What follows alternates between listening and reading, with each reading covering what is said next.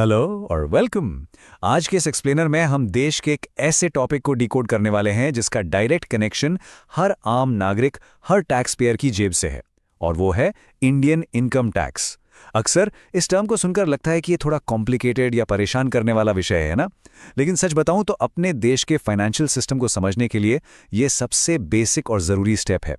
तो चलिए बिना किसी देरी के इस कॉन्सेप्ट को बिल्कुल आसान शब्दों में और सिंपल एग्जाम्पल्स के साथ ब्रेक डाउन करते हैं, ताकि इसका मूल मकसद पूरी तरह से क्लियर हो सके। अब देखिए, चाहे कोई अभी कॉलेज में पढ़ाई कर रहा हो, किसी मल्टीनेशनल कंपनी में जॉब कर रहा हो, अपना कोई नया स्टार्टअप या दुकान चला रहा हो, या फिर बस आगे चलकर पैसे कमाने की तैयारी में हो, इनकम टैक्स के ये बेसिक समझना सभी के लिए लिटरली एक बराबर जरूरी है। क्योंकि फाइनेंशियली अवेयर होना आज के टाइम में सबसे पहली जरूरत है। एक स्टूडेंट जो कल जॉब करेगा या एक बिजनेसमैन, दोनों को पता होना ही चाहिए कि उनकी हार्ड अर्न्ड मनी का आखिर हिसाब किताब होता कैसे है। जब ये फाइनेंशियल लिटरेसी आती है ना, तो आर्थिक फैसले लेने में एक अलग ही कॉन्फिडेंस आता है। तो सबसे पहले उस बेसिक सवाल पर आते हैं जो हर इंसान के दिमाग में सबसे पहले हिट करता है। आखिर ये इनकम टैक्स असल में है क्या? इसे समझना पैसे कमाने की दुनिया में कदम रखने का पहला असूल है। लोग दिन रात मेहनत करते हैं, सेविंग्स इकट्ठा करते हैं, फ्यूचर सिक्योर करने की कोशिश करते हैं, राइट?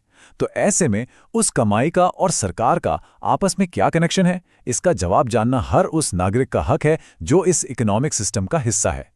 चलिए इसको बिल्कुल प्रैक्टिकली समझते हैं। इनकम टैक्स, जैसा कि नाम से ही क्लियर है, एक ऐसा टैक्स है जो गवर्नमेंट लोगों की इनकम यानी आय पर लेती है।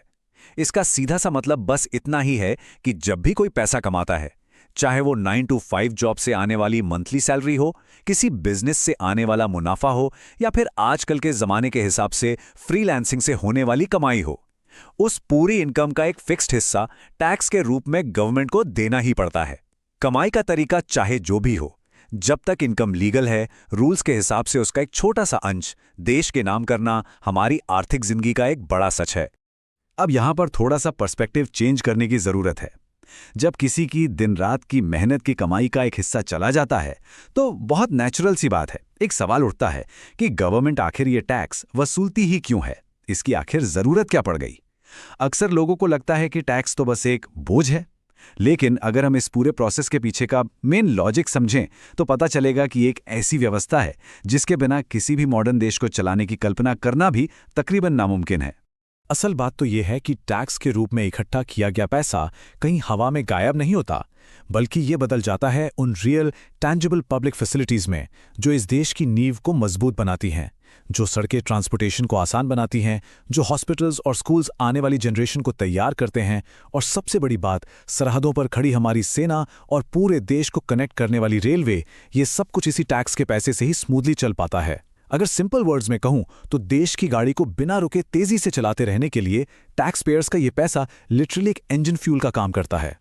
लेकिन अब एक बड़ा प्रैक्टिकल सवाल आता है कि इस पूरे सिस्टम को एक्चुअली अप्लाई कैसे किया जाता है, क्योंकि देश में लोग तो अलग अलग तरीकों से पैसे कमाते हैं ना।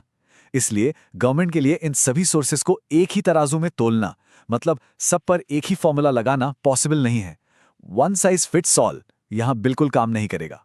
यही वजह है कि कमाई के इन अलग अलग सोर्सेस को कैटेगराइज करना बहुत जरूरी हो जाता है, ताकि टैक्स की कैलकुलेशन बिल्कुल एक्यूरेट, फेयर और ट्रांसपेरेंट हो सके।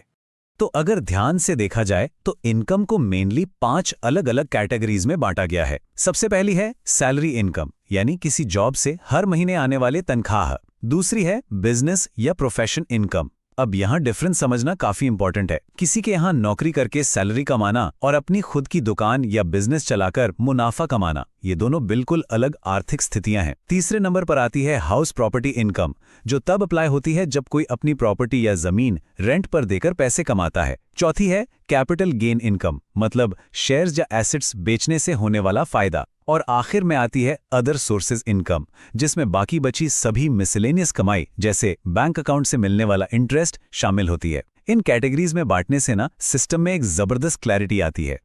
तो इस पूरे एक्सप्लेनर के बाद एक बात तो बिल्कुल शीशे की तरह साफ हो जाती है कि टैक्स ही वो इंजन है जो इस देश को लगातार आगे ले जा रहा है।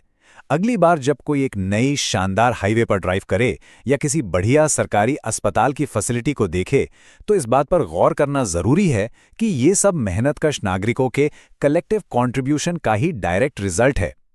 टैक्स पे करना सिर्फ एक लीगल जिम्मेदारी नहीं है, बल्कि देश के निर्माण में किया गया एक लंबा इन्वेस्टमेंट है।